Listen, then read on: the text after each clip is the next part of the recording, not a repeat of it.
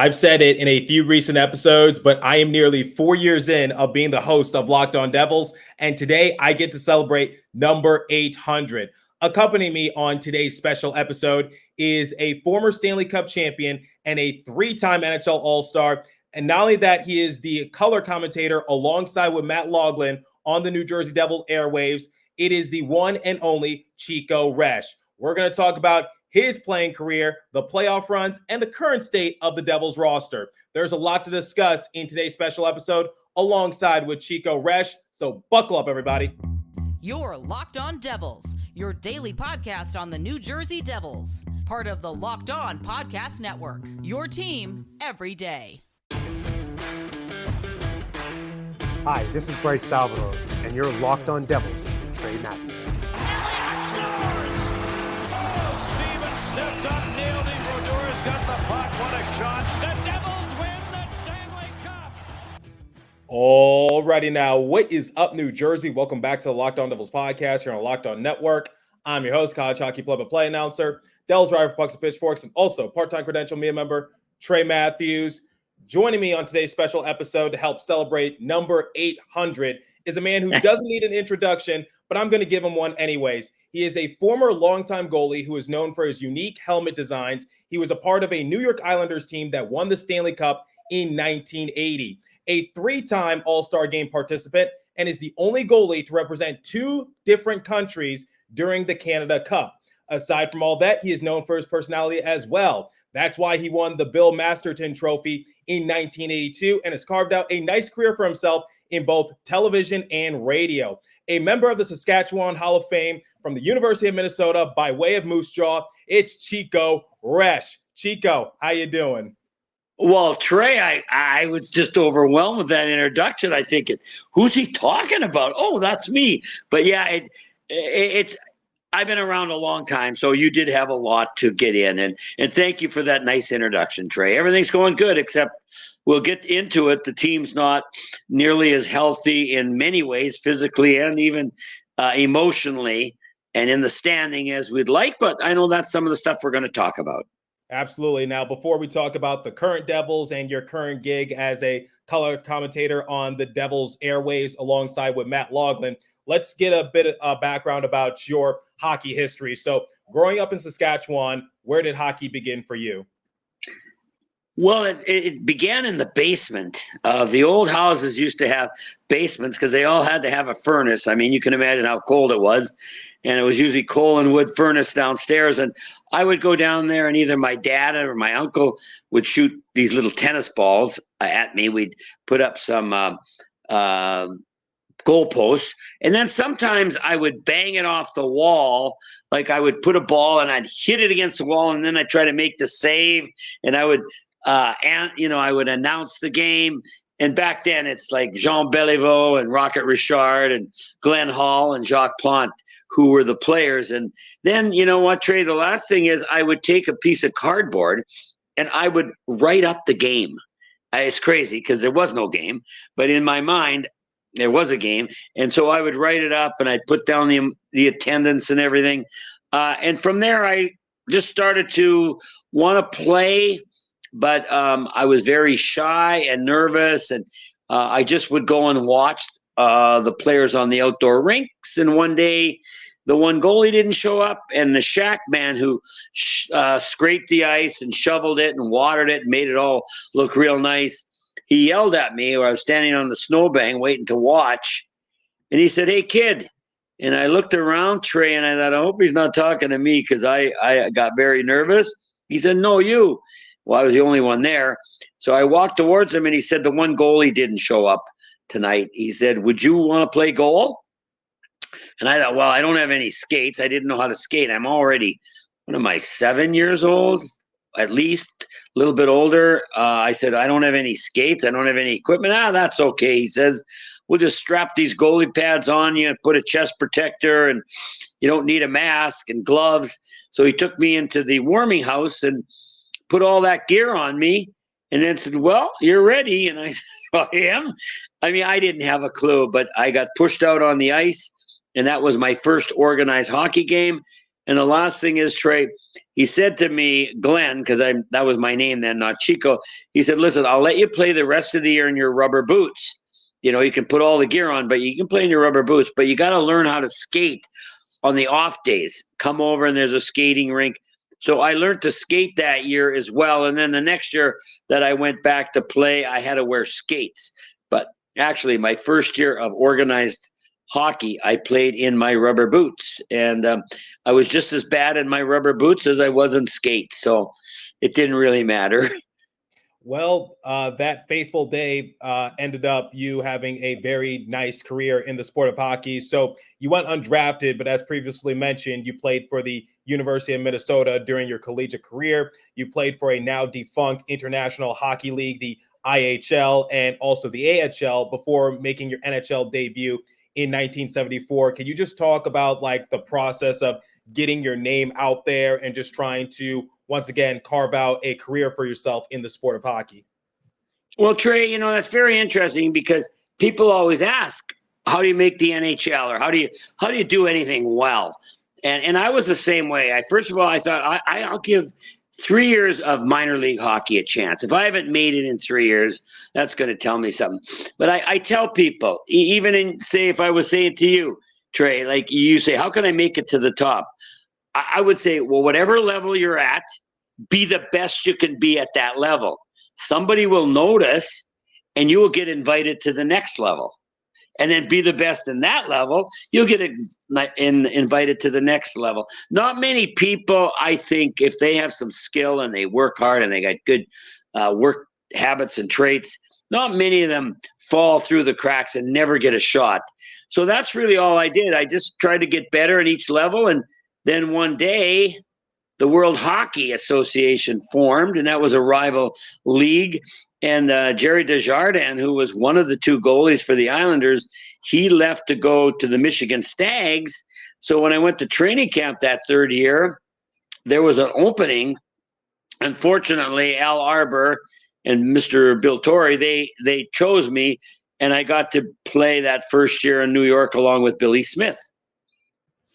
Yeah, so you talked about taking the back roads to get the NHL, but once you got there in 1974, you had a cup of coffee, but your very next season, you saw more action, appearing in 25 games and racked up 12 wins in the process. However, the main talking point for that season was your guys' ability to erase 3-0 deficits, because in the round against the Pittsburgh Penguins, the Islanders came back to win the series in 7. Very rare that a team in any major sport down 3-0 overcomes a 3-0 deficit, let alone wins it. And even though you lost in the next round to the Philadelphia Flyers, you guys did the improbable once again. You erased a 3-0 deficit. So can you take us behind the scenes of that season and the playoff run in general? Well, you know, first of all, Mr. Al Arbor, I think, is the greatest coach ever. His record doesn't say it, but Al was like, had a real good air about him. I mean, Al could, you know how some people, Trey, I don't mind taking criticism. You don't mind taking criticism. You just hope the person that is delivering the criticism isn't really mad at you. Like, I mean, he's telling you the truth, but it's not like he really dislikes you. And that's kind of the way Al Arbor was. He would tell you things like, for me, he'd say, Chico, if you give up any more goals on the short side, actually he called it the minor league side. He says, and that's where you'll be in the minor leagues. So he would talk to me and he would show me respect. And then he would play me that first year in games where I really had a good chance to win. He allowed me to get some success. And you hear that all the time, especially in hockey. Players got to go to the American League or the minor leagues for a year, and I don't want. But like Patrick Elliott said, best thing that ever happened to him, and certainly to me, was I got to learn in the minor leagues. And then when you get called up, you're kind of ready to play. You've been through all the challenges and trials and tribulations at a less pressurized position, or that's what you think. So when I got to the Islanders, Al was putting me in positions where I could succeed. And then I got my confidence. But the biggest thing, to be honest, Trey, we had a very good defense. We had some veteran guys, Jerry Hart, Bert Marshall. We had a lot of guys that had been around that Torrey brought in. But what happened too, Trey, was we got really lucky with the draft. And I would say this, like the Devils have 2 first overall picks and other teams get it. And that's really good. That'll help you. But you got to get lucky in some of the other areas, the 3rd round or the 4th round. We have Jesper Bratt. I think we got in the 6th round. You got to get lucky. And so what happened that year, Trey, that was back in, that had been in the summer of 74, the World Hockey, a couple of players, one of them, John Tonelli, and I think, I don't know if Mark Messier was part of it. They sued the NHL and said, look, we can go to war. We're 18. We can get jobs. We can go to war. We can represent our country, whatever. 18 was the legal limit. But yet you're saying the NHL and leagues, we aren't eligible till the draft till 21. Well, the Supreme Court threw that out. So what happened was that summer, all the 18-year-old, 19-year-old, 20 and 21-year-old kids were available, and the Islanders did a good job. They got Trottier, they got Bobby Bourne, Clark Gillies. We got a lot of guys because of that change in the rules, and then it just kind of all came together. And so we were playing Pittsburgh, and Smitty, Billy Smith, great goalie, 4 Stanley Cups. He's starting, and he loses the first 3. And Al said, well, Chico, I guess I got to go with you. And I said, well, thanks. And I remember we were in New York, and we had a practice, and he drew a line. And he was on one side of the line, and he said, I still think we can come back. It might have just been the coaching deal. You know what coaches are like. He says, but anybody else who thinks we can come back, come across that line and stand over here with me. Well, who wasn't going to go across the line? Even if you didn't know, we all went across the line and stood with Al. And then we won the first game. And then I got a chance to play. Then we won the second game. Then we won the third game. And then we go to game 7 in Pittsburgh. And I'm hearing and reading there was only one other goalie in 1942 that ever was down 3-0 and came back and won 4 straight. So it was a pretty rare occurrence. But we went into Pittsburgh in game 7 and beat them 1-0. And that kind of changed the history of the players on that team, as well as me. And as you know, Trey, we stayed together. Most of us added others. And then in 1979, I was part of a cup, and then they won 4 straight cups. The Islanders did. But that winning in that spring of 75, being down 3-0, and then coming back in both those situations, really solidified that. What can't you do in sports? I mean, unless you're really awful, well, then you're not going to beat a good team, in 7 games. But if you're a good team, bounces of the puck, you know what the game's like, Trey. Bounces, guy shoots, hits the crossbar, shoots, hits the stick. You have to get the breaks. And I think it proved to us that if we just kept playing, we would always have a chance.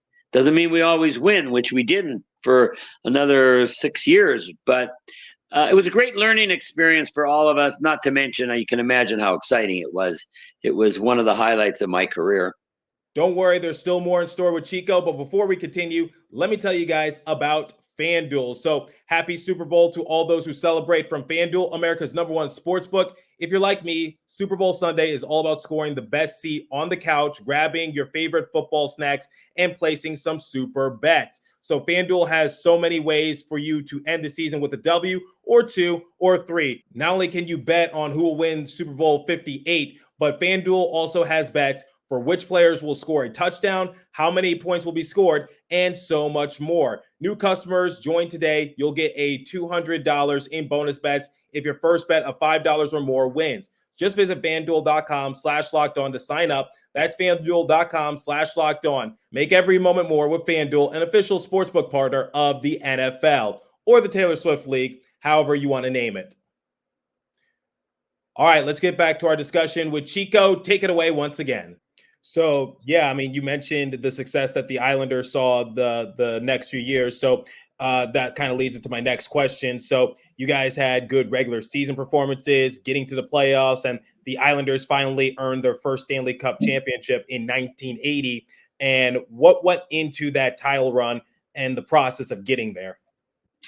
Well, we'd lost to the Rangers the year before, and we'd had some injuries, and it was getting very frustrating because they were maybe even going to fire Al Arbor. We knew we had a good team, but again, breaks of the game. But then two things happened. Bill Torrey made a trade with Los Angeles, and he got Butch Goring, who should be in the Hall of Fame. He's not. He wins 4 Stanley Cups. He's a great player. And Bill had to give up the first player he ever drafted, which is always hard, Billy Harris and Davey Lewis. They went to L.A. We got Butch Goring. Now we had 2 lines. And you watch every championship teams, you cannot get through 4 rounds, 1 centerman, because the other team will lock into that 1 centerman, shut them down. Then where do you go? And that was our problem in the years previous. But now with Butchie, and his line was almost as good as Trotch and Boss and Gillies, they just couldn't keep us under control. The only thing we had to do in the second series, we still kind of had a reputation. They thought that they could beat us up. And back in the day, Trey, the physical element of a game could intimidate. So the other team, if they were more skilled, they could still lose because you've intimidated them. And that's what Boston tried to do to us. But Clark Gillies, who's now passed away, is in the Hall of Fame. He and Terry O'Reilly fought 3 times. We had the biggest brawl I've ever been a part of in Game 2 in Boston. But once we showed that we could be as tough as we were skilled, then we started to roll. Not that it was easy. In the last series against Philadelphia was a battle, but I think it just solidified to ourselves that we could beat ourselves still, because you can still do stupid things, goofy things. But it wasn't that we had this one flaw. Well, we only got 1 centerman, not 2. We're not tough enough. We're too soft. That was all out the window. So when we finally won in 1980, I think just everybody felt, you know what? We're really the best team. There's no weaknesses. So why shouldn't we win? And we did. And then 4 years later, they finally lost, but they won 4 cups before that happened. Yeah, so I actually want to jump to the current Devils for right now while we're on the subject of Stanley Cups. Like, what's missing from this Devils team, in your opinion, from them potentially being Stanley Cup contenders? Because I asked Ken Danico this when he appeared on my show months back, and obviously you're a former Stanley Cup champion, so I want to get your opinion. What's missing from this Devils team? What's going to take them over the hump in order to be serious contenders for a Stanley Cup? Well, I think that's a great question, Trey, and every Devils fan's asking that. Listen, I think our forward group, when we're healthy, with Jack and Nico, remember I talked about the 2 centermans, Trottier and Goring. So we got that. We got wingers that can score. We got 3rd and 4th liners that can, get the job done and pay the price and do what they have to do. But it's like I talked to the Winnipeg Jets coaches earlier this year. I said, you guys played Vegas in the first round. Vegas wins the cup last year. What do you think was the difference in that team? He said defense. Trey, you've got to have a rock-solid defense that can play well for 4 rounds, not just 2 or 1 or 3, like Florida did last year. They played 3 really good rounds, but they got blown out in the 4th. But that's where the Devils need to improve. And how do you do that? You got 2 19-year-old kids on there, 20-year-olds with Nemec and Hughes. But how do you accelerate experience? You can't. They're going to be really good. Are they good enough now? That's what you don't know. Plus, I just think our defense has to be either upgraded from without and you make a trade, or they have to really get it together within themselves, because we can't continue to be as inconsistent defensively as we've been this year and expect the goalie to bail them out. Everybody says, well, when are they going to get a goalie? When are they going to get a goalie? And I'll say to them, who's the goalie who won for Vegas last year? Aiden Hill, don't get me wrong, he's a really good goalie, but nobody knew that before he won the cup. My point is, if we solidify the defense, Trey, then we can honestly evaluate the goalies. But you cannot evaluate goalies if the defense isn't rock solid. So to me, that's a big challenge, but it's also fairly simple, not a simple solution, but we just have to get our defense much more consistent than we've been in the first half of this year.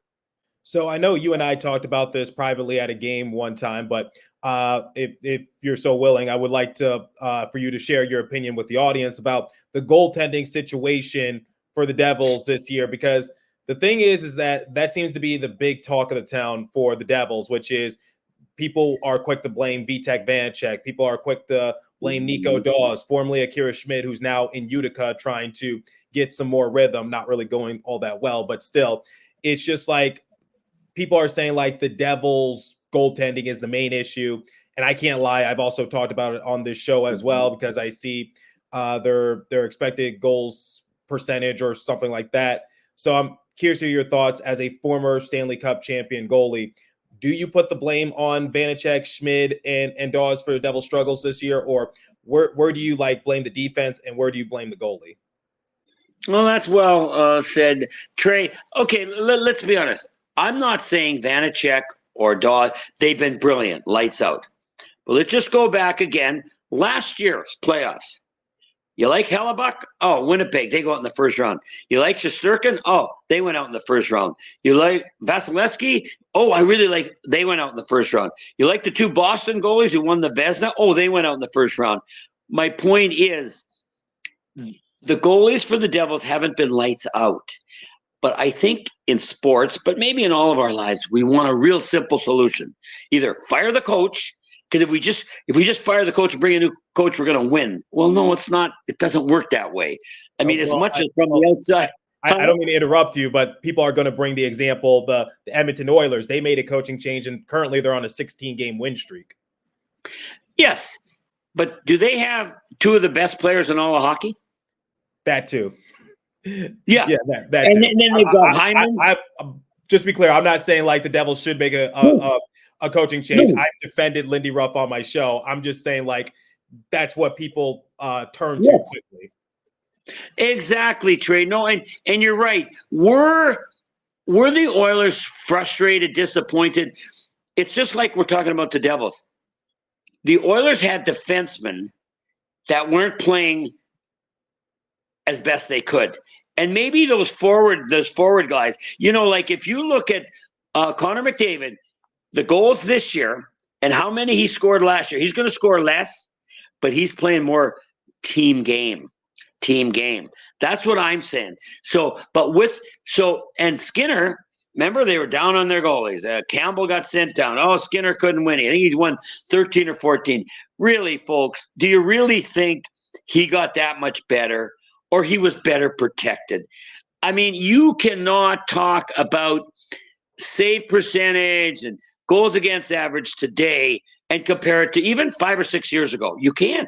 They're cross-ice passes, one-timers, breakaway. Nobody can hit in front of the net or you'll get a penalty. You can't crease clear anymore. You got backdoor plays.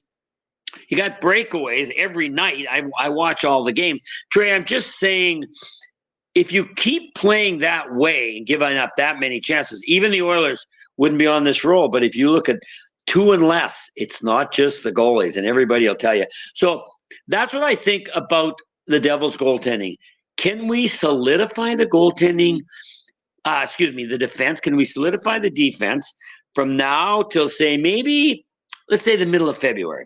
Okay, then you're still going to have like 3 weeks to make a trade. But let's do that first, because I would say to you, Trey, and don't get me wrong, I'm not trying to put you on the spot. Okay, but which goalie are you going to go and get right now? Who is the guy that's out there? Oh, somebody says, well, Markstrom, he's 34. They're not even going to get in the playoffs. Don't get me wrong. He can be good, but he can also be because of the team he's behind. So who else could we get? Well, Sauce?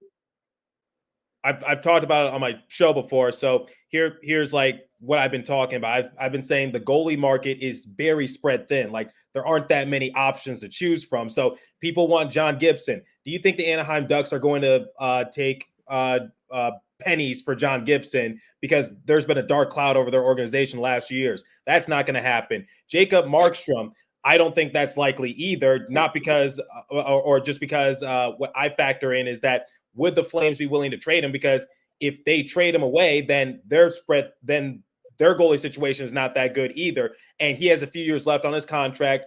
And so they don't have to trade him right away. The only realistic choice at this point is probably Elvis Merzlikins in Columbus. But I get that the Blue Jackets aren't really all that good. But is Merzlikins really the answer to take the Devils to the promised land? No disrespect to him, but the answer to that is no. So I agree with you. The goalie market is very spread thin, and unfortunately, if you really want to trade for a goalie, the asking price for Vitek Vanecek not that high right now for more reasons than one. But it's just like the Anaheim Ducks are just not going to part ways with John Gibson. John Gibson isn't the number one goalie there right now, Trey. He hasn't he hasn't played the last few games when they've been winning. What's the kid's name? Starts with a D. I'm just saying, John Gibson plays on a team where I played on a team like that. You can have really good games. There's nothing to lose. Like when you lose and get pounded, well, that's expected. Then you play a great game and win. Oh, you were unbelievable.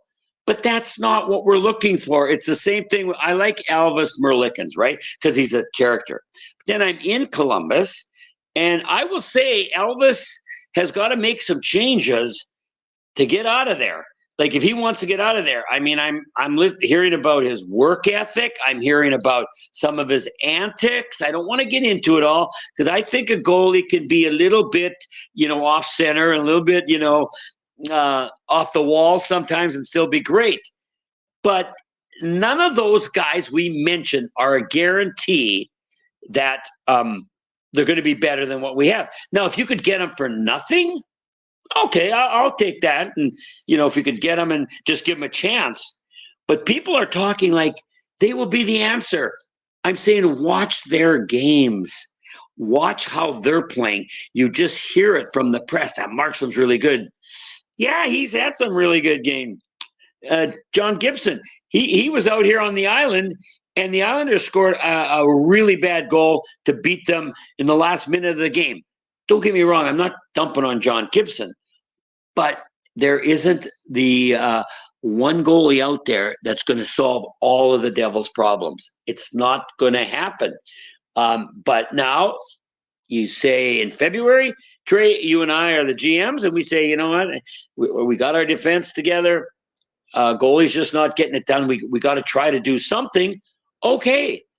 But I think it's a little early to be panicking until we get that defense back together and see what we got. Right. And I think it would be way easier for Tom Fitzgerald to get a defenseman versus break the bank for a goalie. And even then, that's not a guaranteed fix. So the Devils defense needs a lot of work because they're all offense, but not really defensive minded, if that makes sense. Well, it does, and they're inexperienced. Like I'm watching Simon Nemec. He's going to be 20, I think, and he told me in a week or two. How can you give him 5 years of experience? Like, we're not talking about a minor league. We're talking about the best league in the world. And the guys who are playing against him, or Luke Hughes, you think they're saying, I know I can't do it against these guys. No, they're driven. They're driven to beat those guys. And if those guys don't know all the tricks yet, and it's not just them, it can be Kevin Ball. I mean, it could be even John Marino. It could be anybody. You can't let down defensively. I talked to Nico Hischier, and I said, Nico, there's so many breakdowns, not just the Devils, and but you see the Rangers now. They're panicking, right? They're losing, and Shesterkin's not playing well. He said, Chico, with very little hitting and no resistance, everybody's going 100 miles an hour, right? As fast as they can. That's what they wanted. Speed, speed, speed. He said, if you get a little bit out of position or you just make the slightest mistake, on what you think is going to happen, and it doesn't, it's almost impossible to recover in today's game. It's so fast that if you aren't making the right decision all the time, somewhere along the line, you're going to get beat. And I thought, yeah, he's probably right, because I see every team doing it. But I haven't watched the Oilers, and we keep bringing them up, Trey, and they'd be a good group to watch and say, what have they changed? What have they done better? I'll just tell you about them last thing, because I find it. Paul Coffey, he's now the defensive guy. They hired him along with the head coach. Paul Coffey was all offense. He didn't play defense, and he didn't have to. Boy, could he skate and shoot, and he was dynamic. And Grant Fuhr was their goalie, and he was lights out. But I'm saying, so Paul Coffey is the one that's really coaching the Oilers' defense. He wasn't a defensive defenseman, but he obviously figured out we can't play the way I played, so we got to change things and play more tight. And they've been doing that, and I think that's what has to happen with the Devils. Well, we'll see what happens within the next few weeks. Obviously, they're on hiatus right now for the All-Star break, and I said if any team needs a full reset just to de-cleanse themselves and start fresh and get some healthy bodies back onto the roster, it's this Devils team. So we'll definitely see how that goes. But I want to get back to you and talk about your career, your second career as a broadcaster. So we talked about the success that you had as a player, but you obviously have a cadence about you. You're well liked, and it was well documented that you were one of the best people to interview.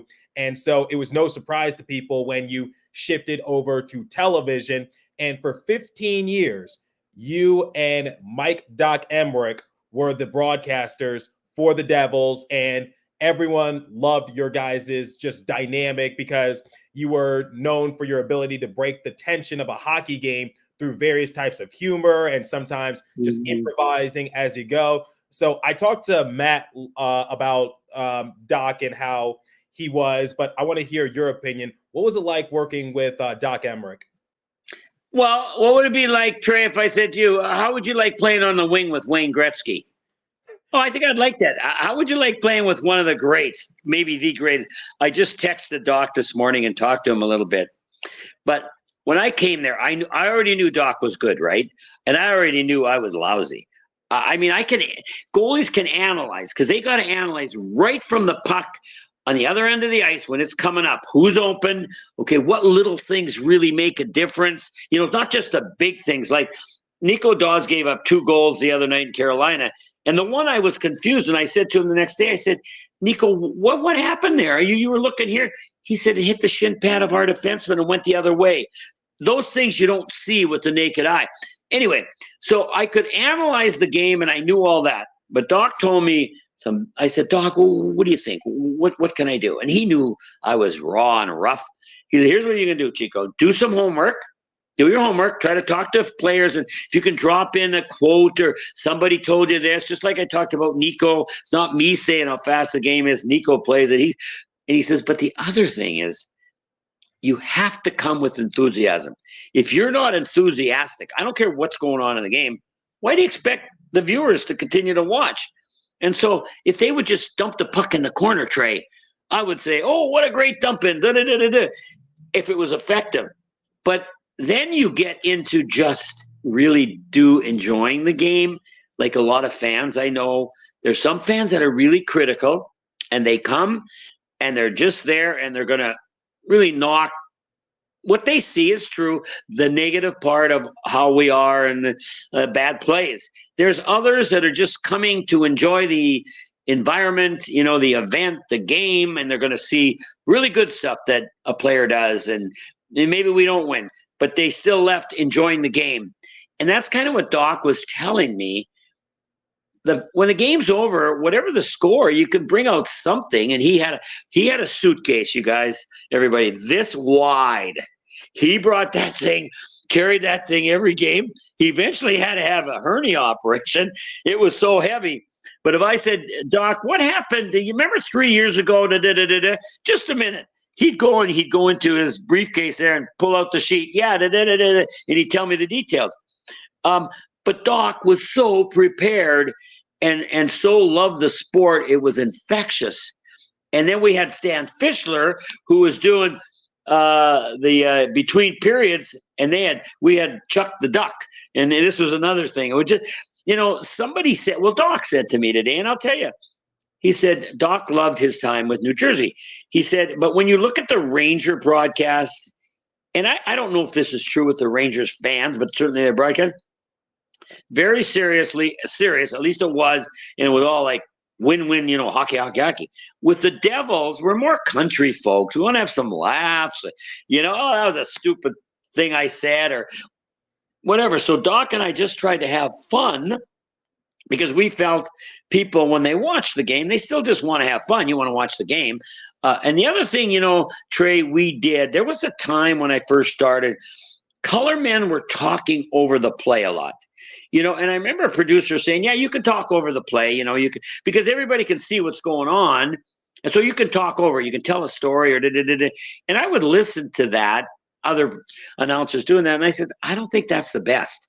And I thought, I can't, even though we see the play, when Doc Emrick could announce it, or any announcer, and bring it to a crescendo with a good scoring chance or a goal or whatever. Well, a guy talking, just giving information or whatever, he can't compete with that. So Doc and I said, he says, Chico, here's the way I like to do it. I hope you agree. I do the play-by-play, and I talk, and I'll describe the goal. But as soon as I describe the goal, it's your turn. If you listen to some announcers, Trey, they'll say, oh, Nico Hischier, he scores. Oh, what a play. Nico had the puck up, and he threw it to Jesper Bratt, who threw it back. He redescribes it. Well, then the color man, he's just taken what the color man was going to say. Doc wouldn't do that. If you listen to Doc, any of his broadcasts, when he describes something, that's it. And he just said, Chico, don't talk over me, which was good, and I won't talk over you. But I had to learn that lesson. And one day in Philadelphia, I started talking over the play, and Doc, we were friends. He whacked me on the back when the play ended and said, okay, now it's your turn to talk. I got the message. And it was beautiful because we were friends. And so he was very helpful. But again, we had great teams. Remember, the Devils were winning cups. Fans are still coming back, many of the same fans. Some of the players, there were characters. Oh, I mean, we had some wild characters and some great players. And so I learned along the way, and then we went through the 5 years previously where it was tough, but then we got Nico, and then now we got Hughes, and then we got Bratt, and we signed some free agents, and we got Dawson Mercer in a good trade, and in a draft, and Luke Hughes. And so, we're on the right track. Technically, the Devils did get Dawson Mercer in a trade because they got in the Taylor Hall deal, they got the draft pick that they ended up using to select Dawson Mercer. So just wanted to say you were correct in a sense. Yeah, no, I knew he was drafted. I think he was 18th, and I've heard the story about who they wanted to pick and how it was playing out in the draft, because you never know. But so here's what I would say, Trey. We have a lot of the right pieces in place. But do we have all the pieces you need to win the Stanley Cup? If you ask me, to be honest, I'd say I don't think so. Not quite yet, or they haven't matured enough. So it's going to be exciting. Like you said, Trey, Devils are really in a good spot in many ways, but they've got to put some pieces together. Just like when we made a trade for Butch Goring, Islanders were a different team. And I think the same thing's true of the Devils. And that's why we watch the sport and listen to you and follow it so closely. There's a lot that's going to happen here in the next month or so. Before we continue, I want to tell you guys about Jase Medical. I know we come to sports to escape from some of the crazy realities of real life, but can we just talk for a minute about preparing for real life? I can't imagine a more helpless feeling if one of my family members gets sick while a supply chain issue kept them from the life-saving antibiotics they needed. Thankfully, we'll be okay with Jase Medical. The Jase case is a 5-pack of 5 different antibiotics to treat a long list of bacterial illnesses, including UTIs, respiratory infections, sinuses, skin infections, among others. This stuff can happen to any of us. So visit jasemedical.com and complete your physician encounter. It will be reviewed by a board-certified physician, and your medications will be dispensed by a licensed pharmacy at a fraction of the regular cost. It's never been more important to be prepared than today. So go to jasemedical.com and use the offer code LOCKEDON to get $20 off your order. Before we get back to our discussion with Chico, let me tell you guys about Factor. So get started on your resolutions with Factor so you're ready for the new year. Factor's ready-to-eat meal delivery takes the stress out of meal planning and sets you up for success in the new year. Skip the grocery stores, prep work, and cooking fatigue. Instead, get a chef-crafted, dietitian-approved meals delivered to your door with over 35 meals to choose from per week, including options like keto, calorie smart, vegan, plus veggie, and more, plus over 55 weekly add-ons. You'll have a ton of nutrition and flavorful options to kickstart your resolutions. So forget frantic lunch preps and rush dinners.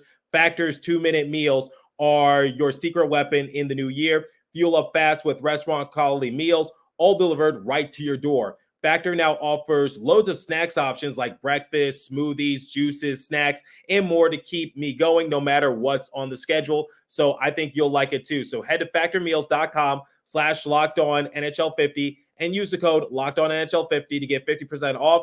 That's code LockedOnNHL50 at factormeals.com/LockedOnNHL50 to get 50% off. All right, speaking of food, let's get back to our discussion with Chico Resch, the star of Chico Eats. I couldn't help myself. Take it away once again. All right, so to close out the show, it's going to be a speed round of questions sent in by some of my audience members. So someone wants to know, you're now the color commentator on doing radio alongside with Matt Loughlin. Someone wants to know, do you miss doing television? Oh, absolutely. Because I have to describe what's going on before I could use a telestrator, a replay. And when I see fine points on radio, I can't always point them out because I got to describe the big picture, right? Whereas if you're doing the game, I can say, I push a button and what you do is you talk to your camera director and producer down in the truck and you say, hey, can you stop it just before the goal goes in? Then I can say, now watch this guy here, how he might just be out of position or he did something special to get in position. So Trey, I'm a detail guy. And so TV allowed you to be much more detailed than on radio, but I love working with Maddie and we have a good following, especially people going home in the radio in their cars after the game. They listen to us. And I just said, Maddie, I'm not going to lie. Like there's some announcers, they say stuff and I'm thinking, no, that's not what's happening in these players' minds or in the room. And Maddie's learned. I'm just not going to go with the cliches because that's the same thing he said. That's the same thing he said when he appeared on my show back in August. He says you are not big on cliches, that you're going to find other ways to describe it. Like you're very detailed oriented. So that's the exact same word that Matt said when he appeared on my show back in August. Oh, interesting. Yeah, because you know what? The fans, they don't want it. Well, I shouldn't say that. Some people like cliches, but like if you just said they would like a simple answer, get a new goalie and this team's going to be great. No, there's other things that are going on that you got to be aware of. And so I'm going to tell them that. And, you know, we're on the radio sometimes. We can be probably a little more critical than on TV. I mean, because again, I'm not on TV. If you stop it, you point it out and stuff, it really places the player under the spotlight. But let's be honest, you know, in our last few games, Trey, we didn't lose. The Devils didn't lose because they were awful from start to finish. They lost because there were a couple of critical mistakes. Like, here's the thing I'll just tell you about hockey. You can make a mistake. You can make one mistake and usually get away with it. If players make two mistakes, that's going to be a great chance and probably end up in the net. The other thing is, on most of the goals, when they happen in front, right, of the net in that slot area, the defense has gotten on the wrong side of the guy, or he made a guess and went the wrong way. I mean, in the old days, if Kenny Danico made a mistake in front of the net and the guy was going to get the puck, boom, cross-check, guy flying. Way to go, Kenny. Good crease crashing.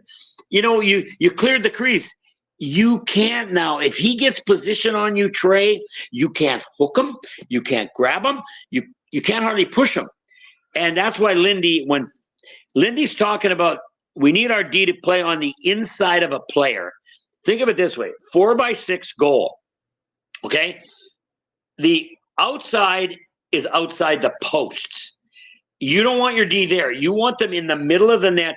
Then that attacking player has to come to you, and you can step up and still bump him if he's coming to you. But if you're behind him, you can't do anything. And we got 2 goals scored on us in Tampa Bay. I won't mention it, but both defensemen were on the outside. And even though they kind of had a shot at the puck, the Tampa Bay player beat them and they scored. And so that's kind of the game, 2 goals.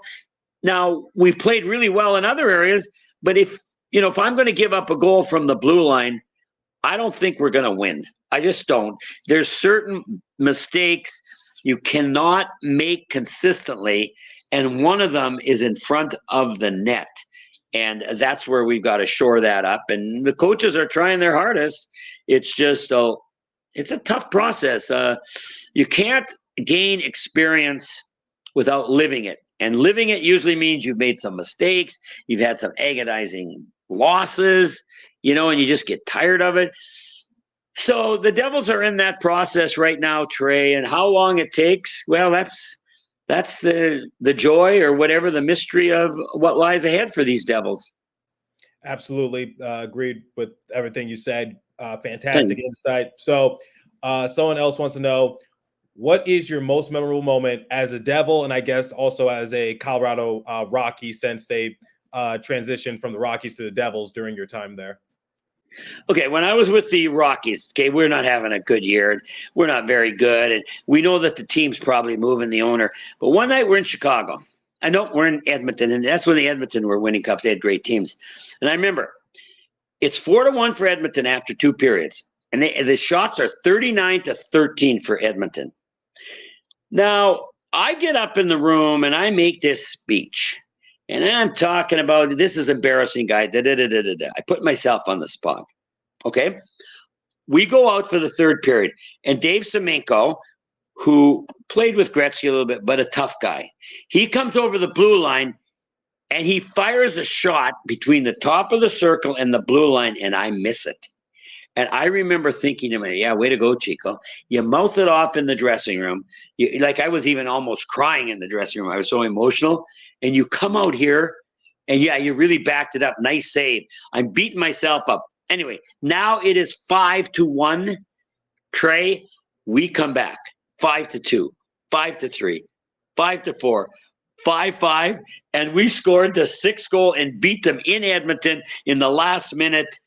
And that was one of the highlights, mainly because it was so exciting to beat the best team in the league, and maybe a little bit that I sort of got off the hook for chastising the players and then not playing well myself afterwards. So that would be that in Colorado. And then, you know what, I think in New Jersey, the opening night was great, but the second game we had in New Jersey, we played the New York Rangers, and they were better, and they were good, and they had Herbie Brooks as the coach, and they had some great players. And we beat them 3-2 in our building, and I still remember that game. It was electric. The fans were happy. The 7,500, because all the other fans were Ranger fans, but the Devils fans were happy. And then, of course, it goes on. I mean, TV, there's been a lot of highlights too, but I think in terms of playing, those would be the 2, and one in Colorado and one in New Jersey. Yeah, I mean, you must have a lot of stories going against people like Wayne Gretzky or Mario Lemieux, some of the best to ever play the game. And you're in goalie, so you're the last line of defense to stop those respective players from finding the back of the net and adding to their already stacked totals. Yes. Okay, last question, and this is probably something that's been talked about lately, but how excited are you for the return of Chico Eats, a segment in which you go around the Prudential Center and you try various amount of foods and give your honest thoughts on them. Okay, first of all, I got to tell you, folks, I get to eat that food for nothing. That's free. And I'm from an era, if it's free, it's for me. And I mean, I'm just kidding. But, and then we go around and there's like, you got to understand the concession people are just like the play on the ice. They want to succeed. They're giving their best. They're making good food. They're like, I did a popcorn. There's on the main concourse, there's a popcorn stand. It's the People's Popcorn, and they hire autistic people to serve, and they're just great, right? And I was there a couple games ago, and I thought, oh, Doc Emrick, and I texted Doc today because Doc was a connoisseur of popcorn. He knew popcorn, but they were so nice. So, okay, then there's some other food that's. Here's what I was surprised about. I'll tell you, Trey, because we did 4 segments, and they're going to break them down. The food. I'm not just saying this because it's my reputation. The food, everywhere I went, was as good or better than I thought. Okay, it's true. The problem is, as we all know in today's society, concession food or any kind of food, going to the supermarket, it's increased. Everything is more expensive. And I hear it from the people saying, oh, Chico, it's so expensive. And I know, and I don't know how you change that. I mean, the building wants to make their percentage, and the people working their butts off, they want to make theirs. I just think you gotta say, I might pay a little bit more. Like I had a burrito from a burrito place. It was outstanding, and it was big, right? Burritos, it's called. The gentleman started in a food truck. He's bringing it. So it was big. So I was thinking I should have said it in the Chico Eats, but I didn't. Well, if you're with someone, cut it in half. Like half of it's a good meal. And then it's only $10 or $9 each, whatever. So that's all I would say, Trey. I love Chico Eats. We're having a lot of fun. The people are great. And as far as the food, I wouldn't say it was good unless it was. I like I say, I know the prices. We all wish it was a couple dollars less, but in the whole scheme of things, it's part of the experience. And so, yeah, that's very nice that someone would remember the old Chico Eats, because Doc Emrick drove that. And then I was talking to Doc today, and so every night we did it like 3 years. Every night I have to think of what are we going to do tonight. And then anyway, so then Larry Gaines, who's a video guy, coordinator who cut it down, he would show it, and Doc would laugh and pump it up, and it took on a life of its own. So it wasn't just me. I had a lot of help putting it together. But Trey, the one thing for me is I was an average goalie. Honestly, I was okay. I'm an okay goalie. But what I love are the fans. And I remember in New Jersey, we're at the old Meadowlands. I'm skating around, right? And I'm hearing somebody yelling, "Hey, Chico! Hey, Chico!" And you want to kind of be oblivious because you're warming up. But I thought, no, I'm going to look. I looked way up, and anyone who was in the old Meadowlands Airlines Arena remembers how high that second balcony was. And Trey, there were these 2 young boys, I don't know, maybe 20. They're screaming this, "Hey, Chico." I went around. I took my glove off. I gave them a thumbs up. I kind of waved at them. Trey, they turned to each other, were punching each other, basically saying, he heard us. He acknowledged us.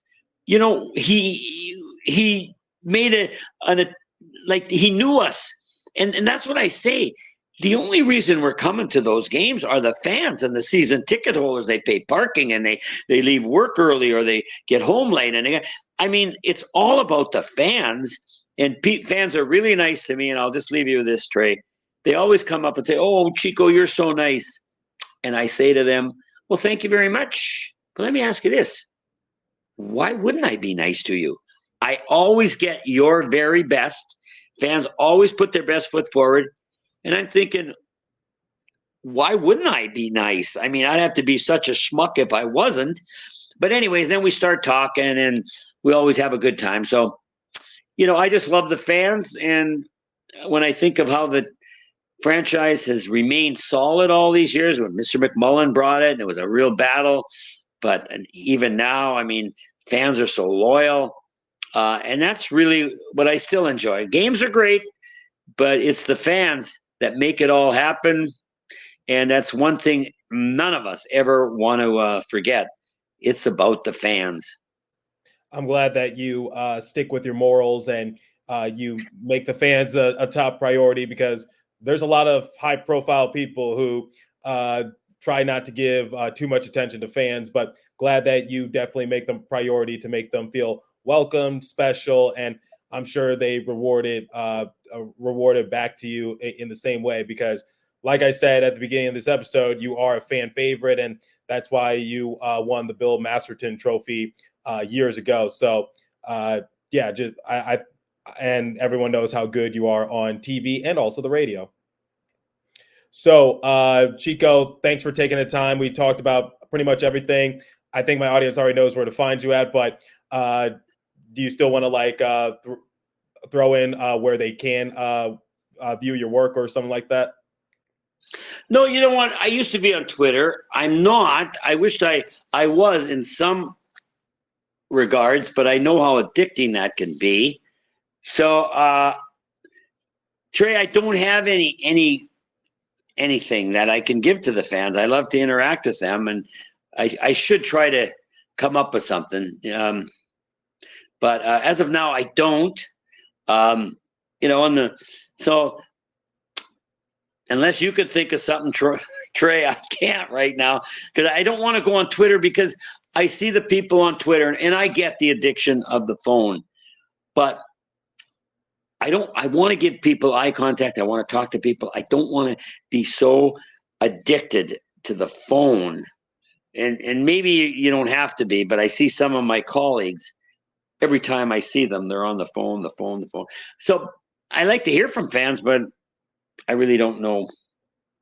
I don't know where to go, where I could, the Twitter I don't have anymore. So unless I get that started up, I don't know what I can say. I got you. You could tune in every Devils game to hear Matt Loughlin and Chico call the game on the airwaves. And you can also catch them at the Prudential Center pregame. And I speak from experience. Chico's a very nice guy, and he will have a lengthy conversation with you. Case in point on this show right now. So, Chico, thanks for taking the time out of your schedule to appear on my show and talk all things Devils and have this open hockey discussion.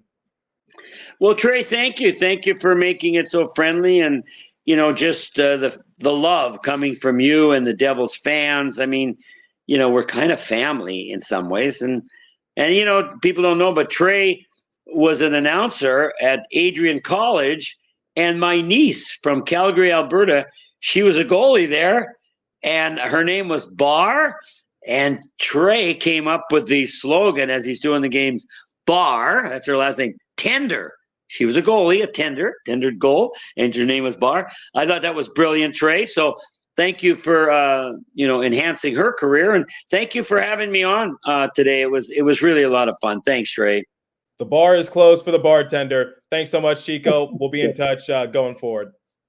Thank you, Trey. Bye, everyone.